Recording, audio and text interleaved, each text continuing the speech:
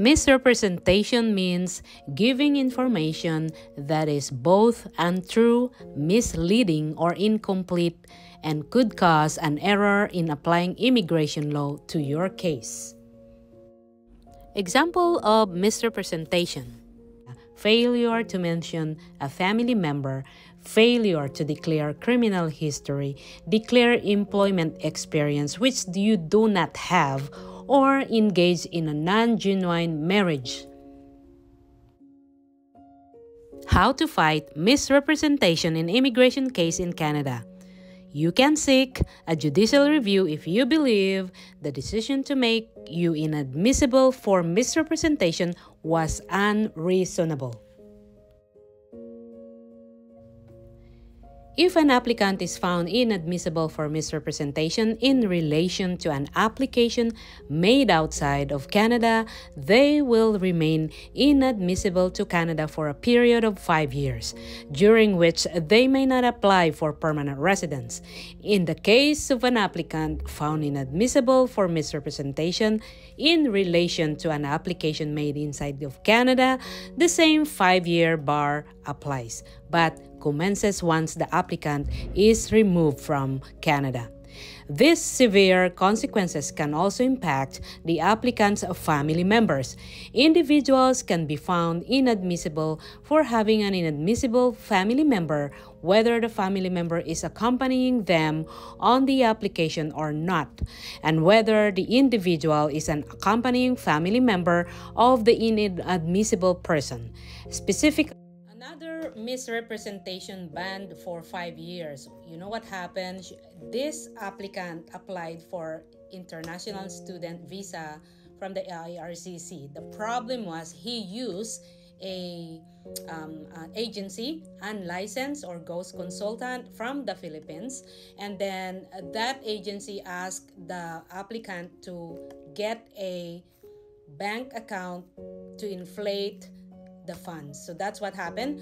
Now, it came back as actually na-approvean na siya. It got approved. Unfortunately, the system of the immigration detected na medyo may fishy sa kanyang document. So what happened, they returned back to the international student applicant, and then after that, they found out that he himself inflated the fund from the bank account, nangutang siya, nagloan siya, which is, that was actually the advice from the agency.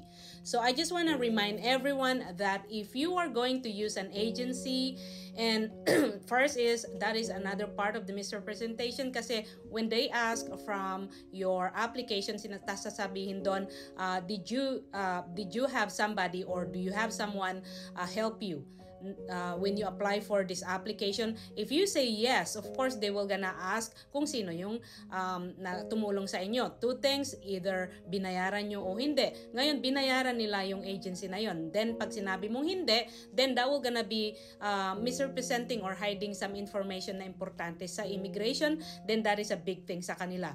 Second thing is that when you inflate the fund from your bank account, for example, hindi mo naman pala pera yon, and then suddenly may instant amount of funding doon sa bank mo, and then they want to know where it came from, and they come back to you and they found out na loan mo lang yun or inutang mo from somewhere. It's not actually your money, it's just a show to inflate your funding. When they come back to you and they find out na hindi mo naman pala pera yun, it can come back to you as another misrepresentation. So be careful, everyone. So this time, etong taong to, international student, na approvean na siya, but they came back, ni-refuse yung application, tapos binan siya for 5 years. The problem right now is that what if etong applicant na to, mayroon siyang existing application with her spouse dito sa Canada, then maaapektuhan na rin yung spouse application for permanent residency, kasi even the spouse, which is yung international student applicant,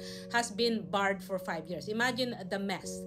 Imagine the mess na nangyari sa ginawa ng agency at saka sa advice ng agency. So that's why when somebody asks me right now, presently, because the application is actually through artificial intelligence, so mas madidetect nila talaga kapag ka merong fishy doon sa sa application at saka mga documentation. So, if somebody asks me how much money that I have na pwede kong ipakita in terms of funding when you come here as a tourist or temporary resident permit na kailangan ng funding, I don't want to say it. I don't want to tell them to go out and borrow money kasi nga it can come back to them as investigations from the immigration, which is magiging pag napatunayan na in-inflate nyo lang pala yung bank account nyo, then it can come back as misrepresentation sa inyong application. And okay lang sana na na-refuse. It's fine if you get refusal kasi you can reapply again. The problem is that what if misrepresentation? That means it's 5 years ban in order na hindi ka na pwedeng mag-apply sa Canada. And of course, you can never see Canada. So your future will gonna be destroyed, and that is because one, using a agency or unlicensed immigration practitioners. Second is you inflated your fund para lang ma-meet mo yung income requirement. So be careful, everyone. Listen to my consultation last night. It actually made me sad kasi ang daming natamaan dito sa situation na to. Once na gumamit kayo ng ghost consultant or agency, kasi for me, I don't call myself agency, kasi I'm not an agency. I'm a licensed immigration specialist. That means I took my course. I have to take my exam, ganon. Kaya alam ko kung ano dapat ang gawin. But however, nandyan na eh. But this refusal letter, I would love to see na refuse lang siya eh. I really wish refusal lang yung nakikita ko. I was surprised when I saw that sorry. It is a misrepresentation. So tell me the whole story. I wanna hear out. Maybe we can do something. Okay. Ano po kasi, ang alam po namin yan yung sa show money, ma'am. Mm-hmm. Show money po. Okay. Bali, ang advice po kasi ng agency, ano po, parang kulang po kasi yung sa bank account ng kapatid niya dati. Sabi niya, we need, kailangan mas. Then, nag-suggest po siya na parang yun po mag-loan sa bank, sa rural bank po, gano'n. Yun po, nag-loan po kami. Yun nga. Pero yun pong loan, yun nga po yung show money na nga lang. Yung loan lang po namin yung yung amount. Tapos nag-interest. Ganun po. And then, tapos nung 'di ba nakapasa na siya noon? Na-approve na po yung tapos passport na-approve na pero walang passport request, tama? Meron po. Meron. Passport request. Tapos na ipasa ba yung tapos passport? Tapos po namin yung passport. Pinasend po namin yung passport request dun sa passport niya po sa Pinas. Sinend po sa Pinas po yung passport niya. Tapos mag-iisang buwan na po hindi pa po bumalik. Okay. Tapos ayun, naka-receive po kami ng email na ayun nga magpapasend. I know. That's what you told me before, and I did not know na ganito na hindi ko alam, akala ko nag-change lang sila ng way of assessing it. Hindi ko alam na may ganitong case na sitwasyon. If only I know, I would have told you to refrain getting married to him. I know it's not your fault. I know it is not your situation kasi family mo siya, and he misrepresent. Unfortunately, he cannot come here without doing something with this. He need to come up and clean himself. The problem is he himself is actually he did the misrepresentation kasi when you inflate your fund or your source of fund from somewhere sa Pilipinas or sa ibang bansa, and then they come back to you and they will gonna ask saan mo kinuha yung pera, and you say, bali hinutang po namin. So that means you're inflating the fund. At the same time, that's not actually your money. So that is part of misrepresentation. Second thing is, another part of misrepresentation right now is yung yung agency mo. 'Di ba? Ang tanong doon sa application, did you ever use or did you ever have somebody na tumulong sa to apply for this? If you say yes, they will gonna ask for the license number of the immigration whoever, immigration consultant or agency. They will gonna ask the license. If license sila, of course they will provide their license. Ngayon, if you said yes, diba? So you're not misrepresenting yourself. Then they will just gonna actually refrain or discontinue processing the application. However, when you say no, kasi direct man na ikaw ang gumawa or yung agency or sino man yung gumawa, ikaw pa rin na aplikante ang mananagot. So ngayon, ito ang nangyari. Dalawang misrepresentation yung nangyari, which is one, yung in-inflate niya yung kanyang bank account, and then second thing, he used an unlicensed immigration consultant. So that's what happened. So, I wish I don't want to read this kind of refusal. I wish I don't have this, but unfortunately it happened to you. Ngayon, for him, two things na guilty talaga siya, which is in-inflate niya yung pera, at second thing is gumamit kayo ng unlicensed immigration consultant. Yun yung mga things na nare-refuse talaga at nami-misrepresent yung inyong application. Sa'yo ang aking concern right now. You applied for permanent residency in the immigration law. Any family member, which is yung asawa mo is your family member already, kapag gumawa sila ng ganito, misrepresent, maaapektuhan ka rin. So that's the problem. Now, we just need to keep on praying kung anong sasabihin ng officer na mag-handle sa case mo.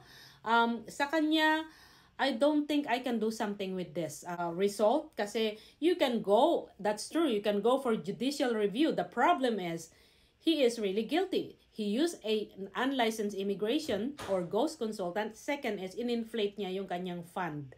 So that's lying. Twice yun. Twice na So, I can't really do anything with this result, sa totoo lang. But for you, we have to continue the fight. We have to apply. We have to continue our application and we have to wait kung anong sasabihin ng officer na mag-handle sa application for PR. For him, nakasali siya sa application at saka kahit hindi siya nakasali, kasama pa rin siya, asawa mo pa rin siya. So this application will gonna be a very big challenge sa akin. I really wish it's not like this, but it will gonna be a challenging case right now because of the misrepresentation result ng asawa mo. But we don't know kung ano nasa utak ng officer. There's always a humanitarian situation that can catch up. Sorry, that can catch up your case. I don't wanna give up your situation.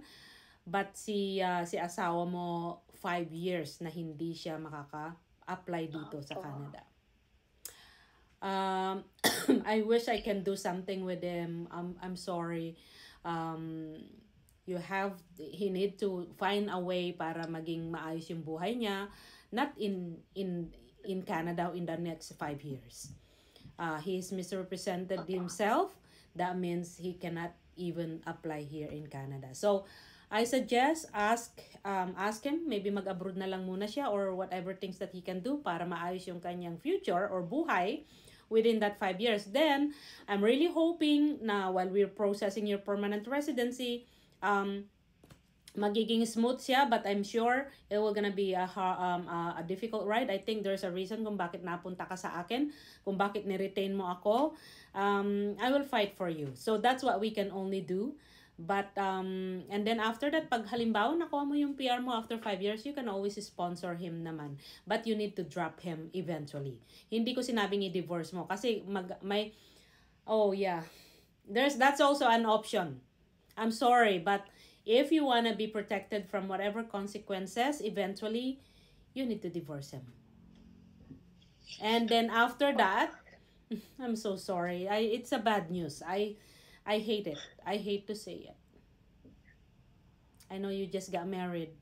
And I know you love him. I know he loves you.